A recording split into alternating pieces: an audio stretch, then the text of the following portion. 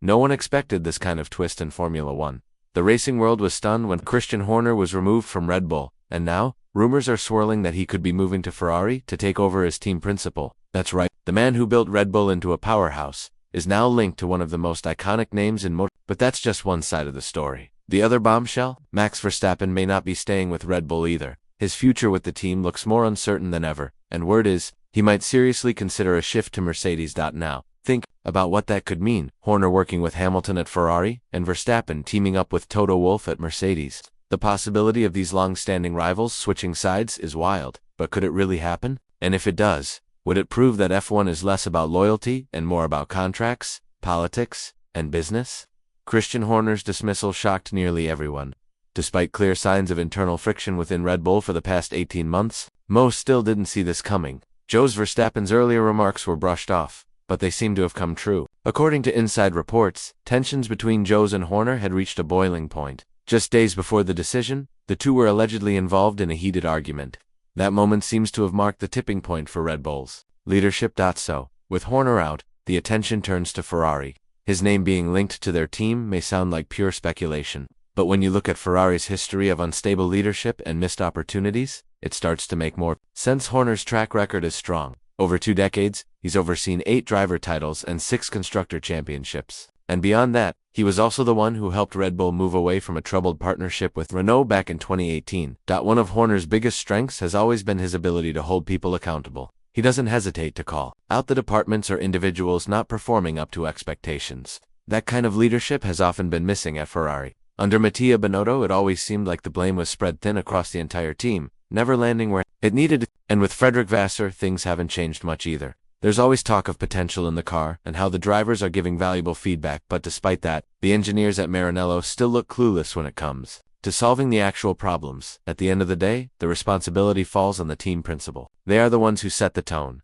assign the right people to the right positions, and make sure every department is working as it should. If something's broken, it's on them to fix it. That's what Horner did at Red Bull. Even if a technical failure wasn't directly his fault, he was the one who appointed the engineers and heads of development in the first place. That level of accountability shaped Red Bull into the strong team it is now. Now comes the big question. Would Ferrari actually benefit from bringing Horner in?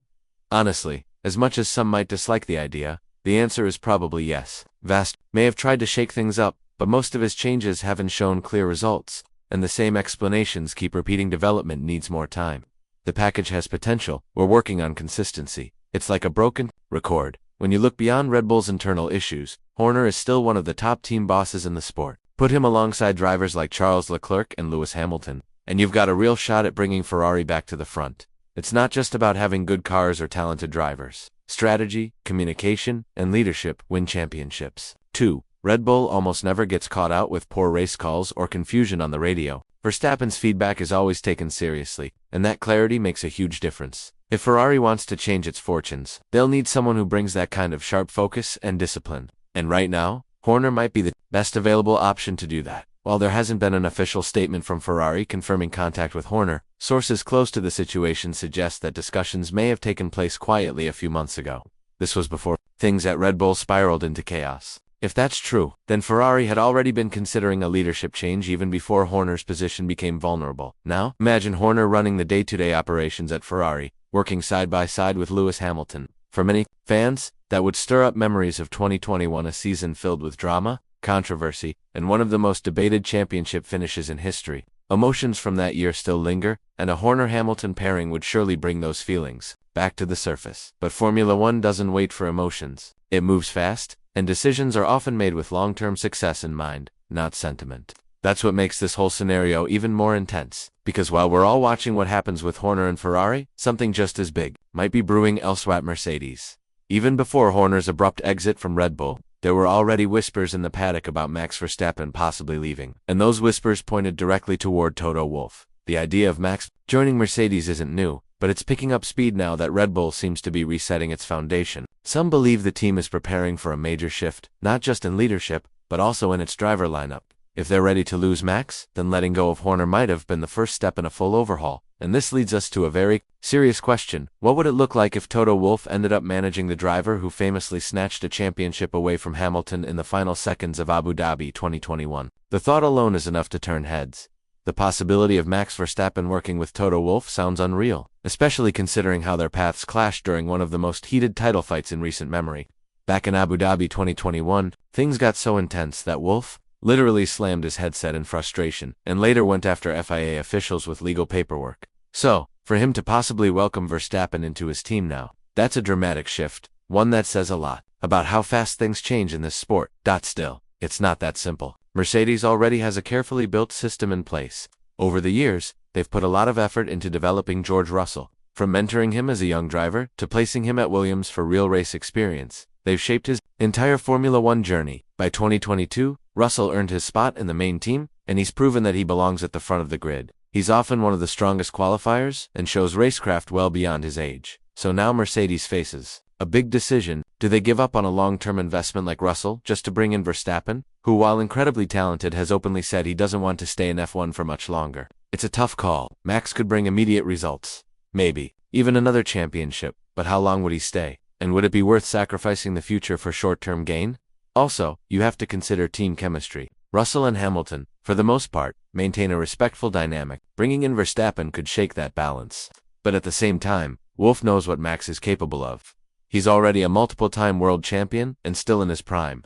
If Mercedes believes their car will be strong under the new regulations, Verstappen could be the final piece of the puzzle. It's hard to ignore the potential payoff. If Max joins and wins another title maybe even before Russell or Kimi Antonelli get their shot, could turn out to be one of the smartest moves Wolff has ever made. Contract length is going to be a huge factor in whether Verstappen makes that leap. If Mercedes is only looking for a short-term fix, it might not be worth the shakeup.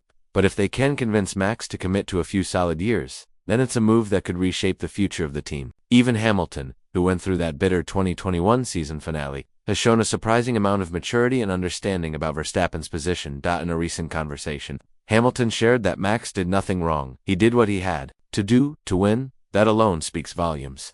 Lewis even went as far as recommending Mercedes to Max if the opportunity ever came up. He said the team is filled with talented people, a strong culture, and the kind of passion that any driver would want to be a part of.